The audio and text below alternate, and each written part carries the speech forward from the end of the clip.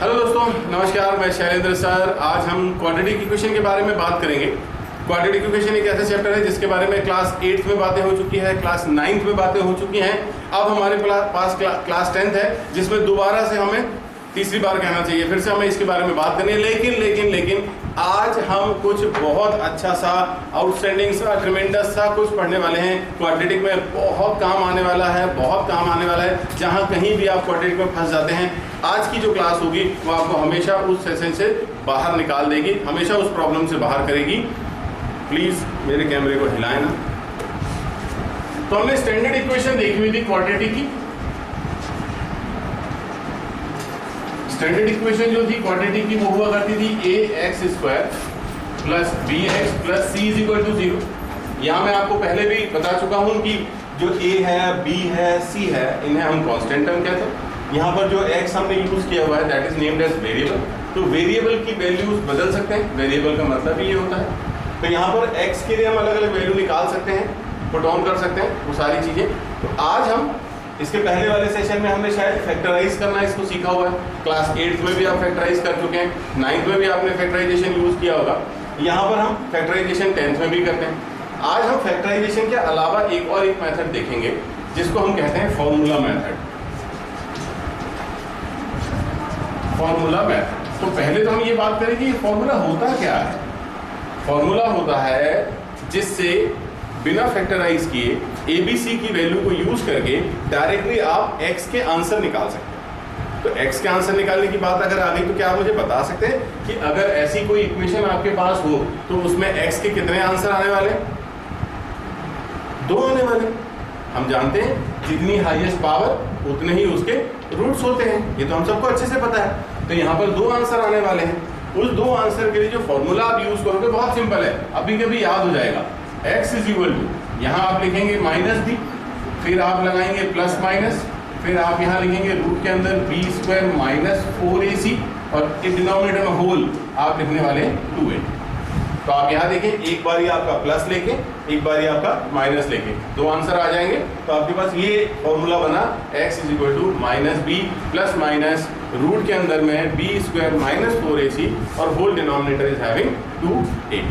तो बड़ा सिंपल सा फॉर्मूला है, सिंपल फॉर्मूला है। अगर आपके मन में ये बात आ रही हो कि सर ये कहाँ से आता है, क्या हम इसे डिराइव कर सकते हैं, तो चलिए हम थोड़ा सा समय लेते हैं और इसको डिराइव करते हैं, फिर इसके बेस पे हम कुछ क्वेश्चंस करेंगे। तो डिराइव का जो मेथड है ये आपने पहले भी देखा है। सबसे पहले आप इक्वेशन को कंस्ट्रक्ट करें ax² plus bx plus c is equal to 0।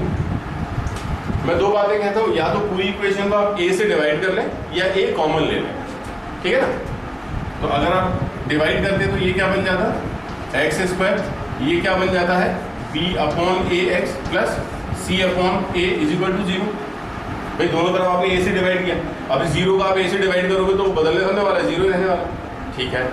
अभी आपको करना क्या है, यहाँ पर आपने एक प्रोसेस करनी है, उस प्रोसेस को कहा जाता है कंप्लीटिंग स्क्वायर। तो अब यहाँ पे 2 फायदे आपको होने वाले हैं। एक ये कि आप फॉर्मूला निकालना सीख रहे हैं, पहला फायदा ये है कि आप फॉर्मूला बनाना सीख रहे हैं। दूसरा फायदा ये है कि आप एक नई मेथड सीख रहे हैं, कंप्लीटिंग स्क्वायर मेथड। ये भी आपके काम आने वाली, 10th में भी काम आएगी और आगे क्लासेस में भी काम आएगी। अब आप क्या करें कि x² plus b/ax is equal to minus c/a लिख लें। सिंपल है, आपने ये c/a कांस्टेंट टर्म को वहां पे ट्रांसफर करा दिया। अब यहाँ पर x के साथ जो भी टर्म लिखी हुई है, x के साथ क्या लिखा है b/2a, सॉरी b/a, उसे हमें बनाना है b/2a। क्यों बनाना है, ये 2, ये x, ये हो गया b/2a equals to minus c/a। भाई देखिए, अगर मैं 2 से 2 कैंसिल कर दूं तो वापस ये आ जाएगा। ये मैंने क्यों बनाया हूं अब आपको समझाता हूं। आप यहाँ देखें x² प्लस 2x, मैं ब्रैकेट में लिखता हूँ b/2a समझाने के लिए। मैं यहाँ पर ऐड कर रहा हूँ b/2a का होल स्क्वायर, तो मैं राइट हैंड साइड पे भी ऐड कर देता हूँ b/2a का होल स्क्वायर। ऐसे भाई दोनों तरफ एक जैसी चीज ऐड कर सकते हैं ना अपन, तो हमने दोनों तरफ एक जैसी चीज, एक जैसी टर्म को ऐड कर दिया। अब यहाँ अगर आप गौर करें तो ध्यान दीजिएगा, a² plus 2ab plus b², a² plus 2ab plus b², ये क्या का फॉर्मूला बन गया, a plus B whole square. क्या बोलते हैं, x plus B upon 2a whole square. ये फॉर्मूला बन गया हमारा a plus B whole square equals to में हमारे पास क्या है, minus C upon A plus B square upon 4a square. ये हमारे पास राइट हैंड साइड में आ गया। अब हम इसको फर्दर सॉल्यूशन के लिए आगे लेके चलते हैं। तो ये जो मेथड यहाँ तक जो हमने सॉल्व करी, इसे कहा जाता है कंप्लीटिंग स्क्वायर मेथड। यहाँ तक। इसके आगे जो हम करने वाले हैं वो क्या करने वाले हैं, लेफ्ट में हमारे पास क्या है, x plus B upon 2a whole square equals to, यहाँ पर अगर हम एलसीएम लें तो एलसीएम क्या आने वाला है, ये जिन्हें आदत नहीं है एलसीएम लेने की उनके लिए बहुत मददगार होती है ये चीज़ें। कई बार होता है क्लासेस बढ़ जाती है, नॉलेज नहीं बढ़ता, तब ऐसा होता है कि हमें पता ही नहीं चलता कि इन दोनों का एलसीएम क्या होगा। मैंने तो कई बार ये देखा बच्चे लिखते हैं a इंटू 4a स्क्वायर, वो इस तरह का एलसीएम लेते हो। तो ऐसी गलतियां आप ना करें, ध्यान दें तो अपने आप ही आपके याद रहेगी। तो यहाँ पर a था, एलसीएम में आया 4a स्क्वायर, तो यहाँ पर क्या होगा, जब हम इसको a से डिवाइड करेंगे तो रिमेनिंग क्या होगा 4a, तो ऊपर जाके बन जाएगा माइनस 4ac। देखिए माइनस यहाँ पहले से था, c यहाँ पहले से था, 4a ऊपर चला गया तो माइनस 4ac। अब यहाँ 4a स्क्वायर है और एलसीएम भी 4a स्क्वायर था, तो ऊपर कुछ नहीं जाना है, बन जाना है, तो यहाँ पर आ जाएगा प्लस b स्क्वायर। अगर मैं ये स्क्वायर, ये वाली टर्म स्क्वायर के साथ है, अगर मैं यहाँ से स्क्वायर हटाना चाहूँ तो अपोजिट साइड में जाके कुछ चेंजेस होते हैं क्या, हम सब जानते हैं। अपोजिट साइड में क्या लग जाएगा, रूट लग जाएगा। तो यहाँ पर हमारे पास क्या बचा, x plus B upon 2a। यहाँ पर मैं इसके ऑर्डर को ठीक कर रहा हूँ, कैसे, बी स्क्वायर माइनस 4ac लिख देता हूँ अपॉन 4a स्क्वायर, और चूंकि हमने यहाँ से स्क्वायर हटाया तो वहाँ जाके ये रूट लग जाएगा। अब यहाँ न्यूमरेटर में देखें बी स्क्वायर माइनस 4ac है, वो रूट से बाहर नहीं आएगा, लेकिन 4a स्क्वायर जो है ये तो रूट से बाहर आ सकता है। और हमेशा याद रखें कि अगर रूट से आप किसी टर्म को बाहर ला रहे हो तो प्लस माइनस लगाने की आदत डालें। न्यूमरेटर में बचा रूट के अंदर में बी स्क्वायर माइनस 4ac और डिनोमिनेटर में क्या बचा 2a। सामने प्लस माइनस लगाने की आदत डालें, मैंने अभी कहा आपसे।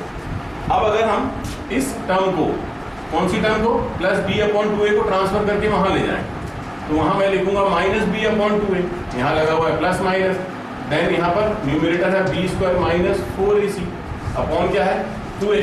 आप देखें दोनों के डिनोमिनेटर सेम है, हम उसे इस तरह से लिख सकते हैं x is equal to minus b plus minus root over b square minus 4ac whole upon 2a, and that was our formula about which we were discussing. देखिए यहाँ पर ये लिखा है, हमने वही डिराइव किया। तो ये फॉर्मूला डिराइव करना है, कैसे आता है, मैंने आपको ये सिखाया कि फॉर्मूला कैसे आता है। जनरल जब क्वेश्चंस की बारी आती है तो no one will say you कि आप उसे डिराइव करके लाके यूज कीजिए।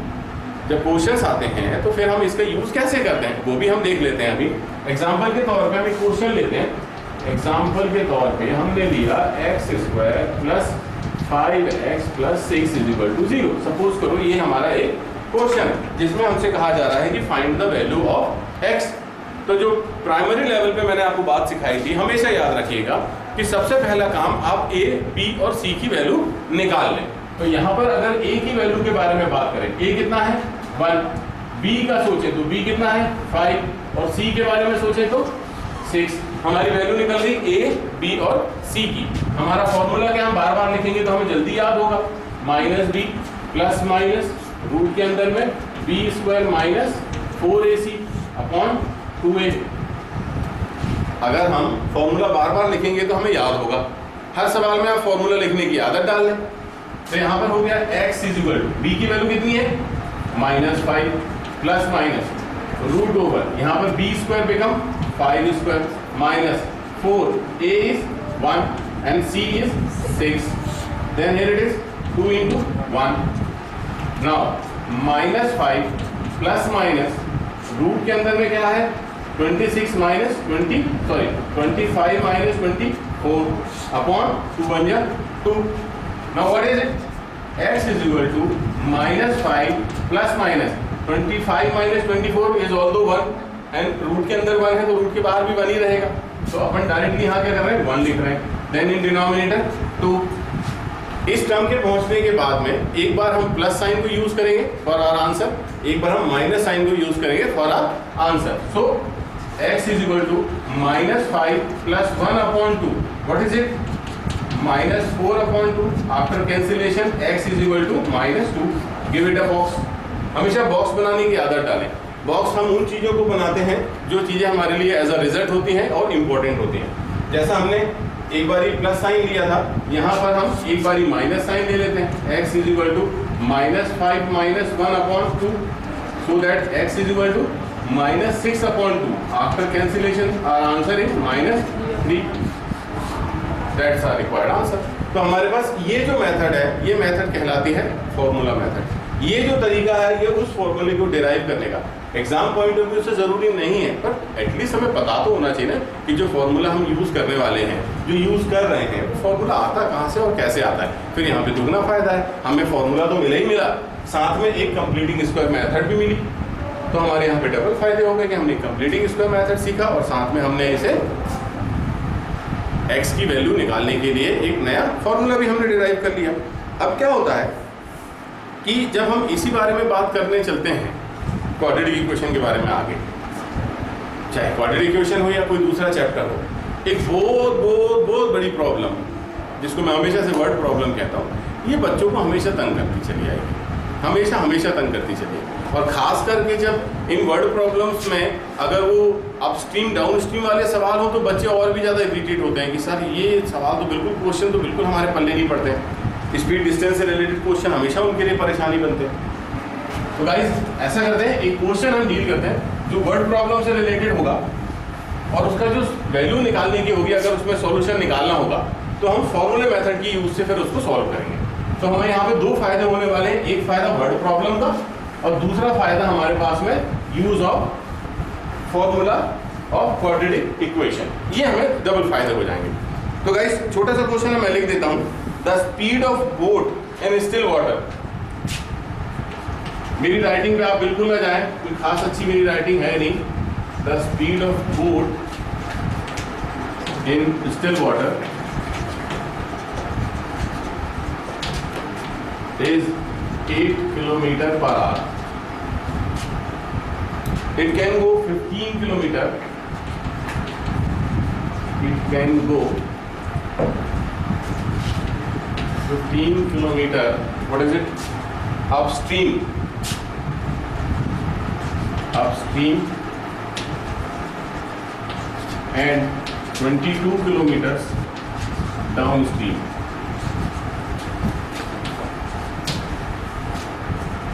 In 5 hours. In 5 hours.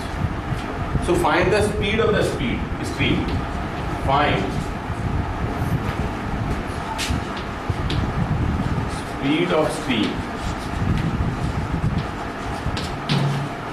So guys, सबसे पहले यहाँ कुछ टर्म्स हमने यूज करी, उन टर्म्स के बारे में हम बात कर लें कि what is the meaning of speed of stream. Stream का मतलब होता है जो पानी बह रहा होता है ना, बहते हुए पानी को आप स्ट्रीम कह सकते हैं, ठीक है ना। तो यहाँ पर हमारे पास लिखा हुआ है speed of boat in still water is 8 kilometre per our. कि अगर कोई तालाब जैसी जगह हो, कोई लेक जैसी जगह हो जिसमें पानी रुका हुआ होता है और वहाँ पर हम अगर इस बोट को छोड़ें तो ये बोट कितनी तेज भागेगी? 8 किलोमीटर पर आवर। जैसे कि जब रोड की हम बात करते हैं तो रोड स्टिल होती है, रोड नहीं चलती, तो गाड़ी जो भागती है तो सिर्फ गाड़ी की स्पीड होती है। लेकिन जब ढलान में हम चले जाते हैं तो गाड़ी की स्पीड अपने आप बढ़ जाती है। इन दैट सेम मैनर जब हमारी बोट, आप इमेजिन कीजिएगा, मैं यहाँ पे डायग्रामेटिकली आपको समझाने की कोशिश करता हूँ कि अगर जो हमारा फ्लो ऑफ वाटर है, सपोज करें जो हमारा फ्लो ऑफ वाटर है वो कुछ इस तरह से है, इस डायरेक्शन में, और हमारी जो बोट है, हमारी जो बोट है, हमारी बोट ने भी जाना है इसी डायरेक्शन में। समझने की कोशिश करें कि जो फ्लो ऑफ वाटर है that is right hand side and our boat is also willing to go right hand side. तो हमारी बोट की स्पीड क्या है हमको मालूम है, 8 किलोमीटर पर आवर। पर जब ये सेम डायरेक्शन में जाएगी तो क्या स्पीड ज़्यादा होगी या कम होगी? डेफिनेटली ज़्यादा होगी। तो जब हम उसी डायरेक्शन में जा रहे हो जिधर पानी बह रहा है, जिधर फ्लो ऑफ डायरेक्शन है, तो हम इस टर्म को कहते हैं डाउन स्ट्रीम। What is? लेकिन अगर हमें मालूम है कि हमारा जो वाटर है that is flowing in that direction, but our boat is willing to go in opposite direction, means water right hand side, boat is going to left hand side.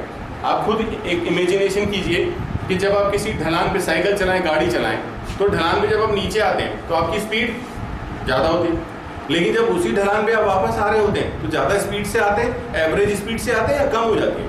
तो डेफिनेटली बॉस कम हो जाती है। या अगर आपको speed maintain करनी है तो फिर आपको ताकत ज़्यादा लगानी पड़ती है। तो यहाँ पर ताकत का तो सवाल ही नहीं है, क्यों? क्योंकि बोट की स्पीड तो 8 किलोमीटर पर आवर हमको मालूम है। जब वाटर जो है वो राइट हैंड साइड फ्लो होगा, बोट जो है वो लेफ्ट हैंड साइड फ्लो होगी अपोजिट डायरेक्शन में, तो डेफिनेटली इसकी स्पीड जो है वो कम हो जाएगी। तो हम इस केस को क्या कहेंगे? हम इस केस को कहेंगे अपस्ट्रीम। तो आपको ये बात ध्यान रखनी है कि what is the meaning of upstream, what is the meaning of downstream. सबसे पहले तो आपको ये पता होना चाहिए। अच्छा, इसे पता होने से क्या होगा? पता होने से ये होगा कि हमें कांस्टेंट स्पीड के साथ नहीं जाना है। हमें मालूम है कि हमारी बोट की स्पीड है 8 किलोमीटर पर आवर, हमारा वाटर की स्पीड भी कुछ ना कुछ तो है। तो जब हम डाउन स्ट्रीम जाएंगे, अब जब हम डाउन स्ट्रीम जाएंगे तो हमारी रिजल्टेंट स्पीड जो होगी वो ज़्यादा होगी, और जब हम अपस्ट्रीम आएंगे तो हमारी जो रिजल्टेंट स्पीड है वो कम हो जाएगी। तो यहाँ पर हम क्वेश्चन की मदद लेते हैं। इसने लास्ट में ये कह रखा है find the speed of stream. तो हमें नहीं मालूम, इस स्ट्रीम की स्पीड नहीं मालूम। तो अक्सर आपने ये चीज़ सीखने में देखी होगी कि जब आपको कोई चीज़ नहीं पता होती है, कोई टर्म नहीं पता होती है, तो फिर आप क्या करते हैं? उसे लेट करते हैं। यहाँ हम सॉल्यूशन लिख देंगे, then let the speed of stream. Stream क्यों बोला हमने? क्योंकि क्वेश्चन ने हमसे कहा find the speed of stream. तो हम यहाँ देखेंगे let the speed of stream b x kilometre per hour. Fine. तो अब अगर मैंने स्पीड निकाल ली है जो मुझसे पूछा था, क्वेश्चन को फिर से पढ़ते हैं। The speed of boat in still water is 8 kilometre per our. फिर से पढ़े क्वेश्चन, तो हमें रिमाइंड हो गया कि हमारी जो बोट है उसकी जो स्पीड है वो 8 किलोमीटर पर आवर है, बेसिक स्पीड उसकी। It can go 15 kilometre upstream and 22 kilometre downstream in 5 hours.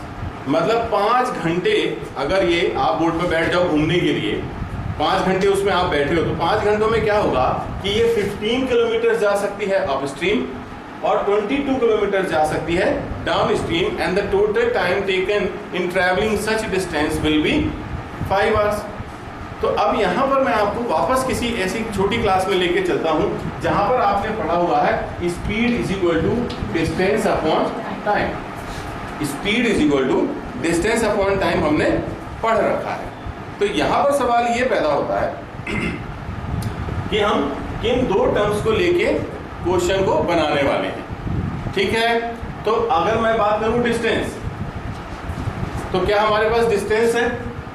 Yes, हमारे पास, लेकिन दो अलग अलग डिस्टेंस है। दो अलग अलग डिस्टेंस है, तो क्या हम ऐसा कर सकते हैं कि हम उसको ले लेते हैं d1 और d2। ये हमें पता है ना पहले से।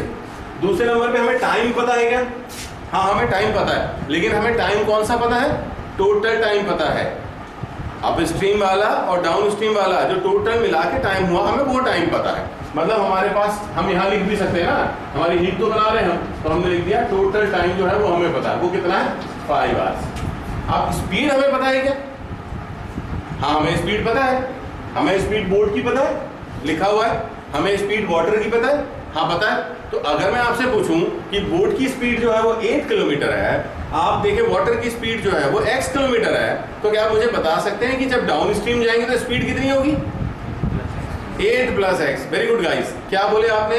जब डाउन स्ट्रीम जाएंगे तो स्पीड आपने बोली ना, तो हम कह रहे थे स्पीड 1 कितनी हमने ली? x + 8। ठीक है, अब जब दूसरी स्पीड हम निकालेंगे तो दूसरी स्पीड क्या आएगी? यहाँ पे बहुत मजेदार लॉजिक है, देखिएगा, आप सबको भी हंसी आएगी। चलिए, दूसरी स्पीड क्या निकलेगी? s2। जब अपस्ट्रीम जाएंगे तो स्पीड चेंज होगी ना, तो क्या हो जाएगी स्पीड? दैट इज, हमेशा मैंने बच्चों को यही कहते सुना है। गाइस, मैं बताऊं, जितना भी मेरा करियर रहा है अब तक पढ़ाने का, ये एक हैबिचुअल एक मिस्टेकन होती है जो एक आपकी क्लास 10th का बच्चा हमेशा करता है। वो इसको लेके सॉल्व करेगा और उसका कभी आंसर नहीं आएगा, और फिर वो बोलता है कि यार मुझसे तो वर्ड प्रॉब्लम नहीं बनती। यार, आपको वर्ड प्रॉब्लम में प्रॉब्लम नहीं है, आपको अपने बेसिक कॉन्सेप्ट्स में प्रॉब्लम है। अब मैं बताता हूँ कैसे। आप बताएं कि पानी बह रहा है, आप इमेजिन कीजिए ना, आप विजन में लेके आइए कि पानी बह रहा है। उसके ऊपर हमने एक कागज की बोट रख दी। कागज की बोट तो समझते हैं, तो कागज की बोट में तो सर कोई स्पीड होती नहीं है, तो पानी क्या करेगा, उस कागज की बोट को बहा के ले जाएगा, ले गया, ठीक है।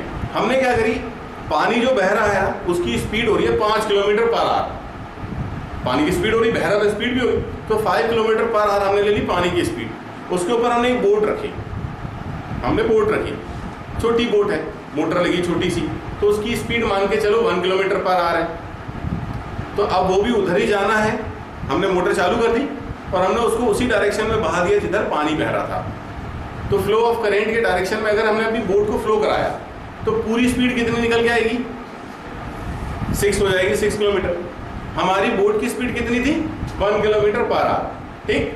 अब हमने क्या किया, बोट का मुंह घुमा दिया। क्या कर रहे हैं, हमारा पानी जिस डायरेक्शन में बह रहा है, फ्लो ऑफ करंट जिस डायरेक्शन में है, उसके अपोजिट डायरेक्शन में अपनी बोट रख दी और चालू कर दी। अब पानी की स्पीड थी 5 किलोमीटर पर आवर, बोट की स्पीड थी 1 किलोमीटर पर आवर। अब बताइए क्या होगा, पानी उसको बहा के ले जाएगा। अगर पानी की स्पीड ज्यादा है और बोट की स्पीड कम है तो पानी उसको अपने साथ बहा के ले जाएगा। तो ये हमें पता होना चाहिए कि नहीं होना चाहिए कि अगर हम पानी में बोट उतार रहे हैं तो हमारी बोट की स्पीड ज्यादा होनी चाहिए पानी की स्पीड से। लेकिन अगर आप ये देखते हैं तो आप क्या पाते हैं, यहाँ x - 8 है ना, तो x क्या है, पानी की स्पीड, 8 क्या है, बोट की स्पीड। तो अगर हम x में से 8 माइनस कर रहे हैं, इसका मतलब क्या हुआ, पानी की स्पीड ज्यादा है।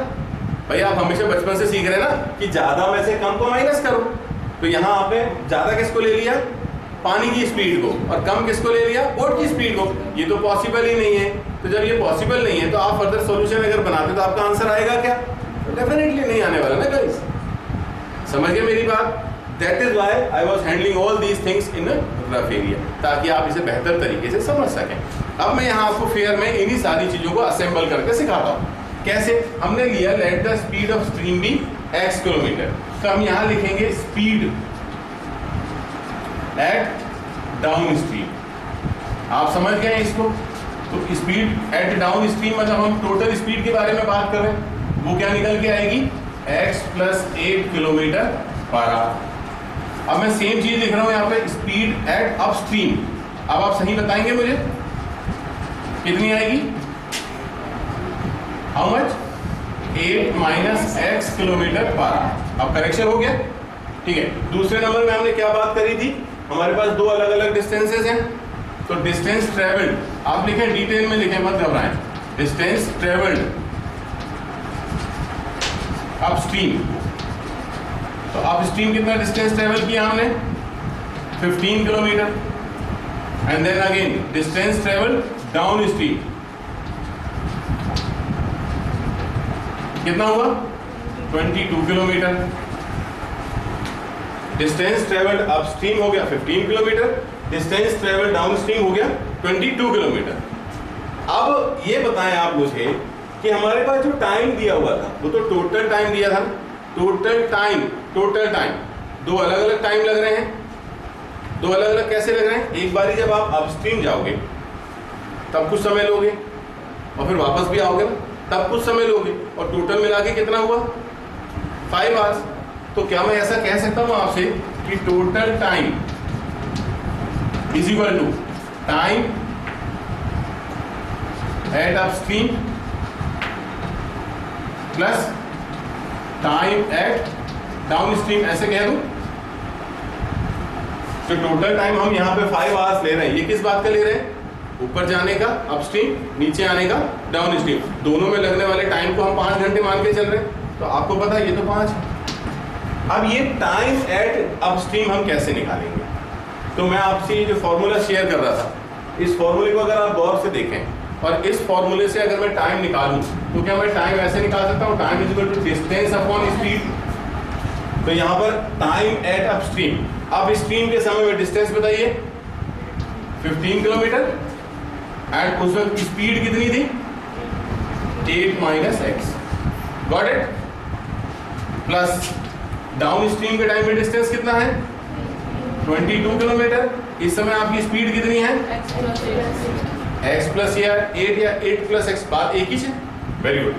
अब यहाँ पर अगर छोटा सा सॉल्यूशन हम करना चाहें तो हम एलसीएम ले लें। Fine, 5 is equal to LCM अगर मैं लेता हूँ तो देखो कितना अच्छा एलसीएम है, 8 माइनस एक्स और 8 plus x. This 8 plus x will go with 15 into 8 plus x plus 22। This 8 minus x go there 8 minus x. अब यहाँ डिनोमिनेटर में अगर आप देखो कितना अच्छा, देखो a minus b in other bracket a plus b, so this is forming a square minus b square. Very good. तो यहाँ पर है 5 इज इक्वल टू, अंदर मल्टीप्लाई कीजिए कितना होता है ये 120 प्लस 15x प्लस ये कितना होता है 176 minus 22x in denominator. This is 64 minus x square. कैसे आया समझ गए? यहाँ पे आया 8 स्क्वायर, यहाँ पे आया एक्स स्क्वायर। अब हम क्रॉस मल्टीप्लाई कर देंगे, ये जो डिनोमिनेटर है हम इसे 5 के साथ ले आएंगे, मींस ये रफ कर लिया जाएगा, हमें रफ की कोई जरूरत नहीं है। सो जब क्रॉस मल्टीप्लिकेशन होता है तो यहाँ पर हो जाएगा 5 into 64 minus x square is equal to, ये थोड़ा सा सॉल्व हो सकता है क्या? 120 प्लस 276 सॉल्व कर सकते हैं अपन? कितना हो रहा है 296। Then 15x minus 22x, it is minus 7x minus 7x। बाकी हमने डिनोमिनेटर को तो यहाँ ट्रांसफर कर ही दिया। चलिए मल्टीप्लाई कीजिए, 5 4 are 20, 5 6 are 6 32 minus 5x square is equal to 296 minus 7x। ऐसा करते हैं, ये माइनस 5x स्क्वायर है। हमको मालूम है कि कभी भी याद रखें किसी भी इक्वेशन में हाईएस्ट पावर ऑफ x जो है, वो बड़ी पावर जो है वो नेगेटिव नहीं होना चाहिए। तो हम क्या करते हैं, ये दोनों टर्म को उठा के वहाँ ट्रांसफर कर लेते हैं। तो पहली टर्म हमारी हो गई 5x स्क्वायर, दूसरी टर्म हम लिखेंगे माइनस 7x। जब 320 वहाँ जाएगा तो माइनस प्लस 296 माइनस 320 हमें लिखना है इक्वल टू 0। चलिए छोटा कीजिए, 5x square minus 7x minus कितना बचेगा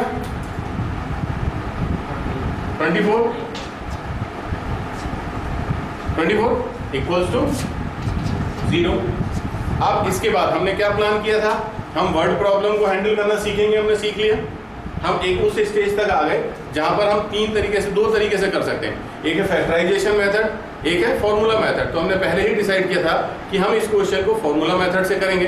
तो फॉर्मूला मेथड के अकॉर्डिंग हमें जरूर कहा जाएगी पड़ेगी, पहले फॉर्मूला लिखो, x is equal to minus b plus minus root over b square minus 4ac upon 2a।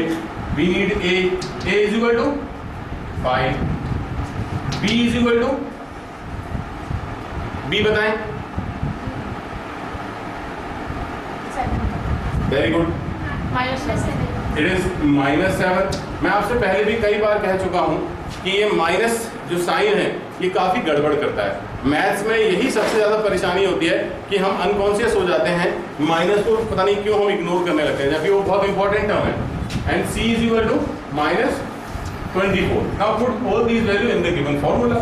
यहाँ पर हो गया x is equal to minus in bracket -7 plus minus root over -7 का square minus 4 into in place of a it would be 5, in place of c it would be -24 upon 2a, so it is 2 into 5. Okay, then reduce करते हैं, this is 7 plus minus root over 49, ये plus हो जाएगा, ये कितना हो रहा है 480 upon 10. So what's the value within the root? X is equal to 7 plus minus root over, it is 512 I think. कितनी हो रही है? नहीं 512 कैसे हो जाएगी, कुछ भी हो दिया मैंने तो। 529 upon 10 is 529 is square root of some number, no it is 23, yeah it is 23.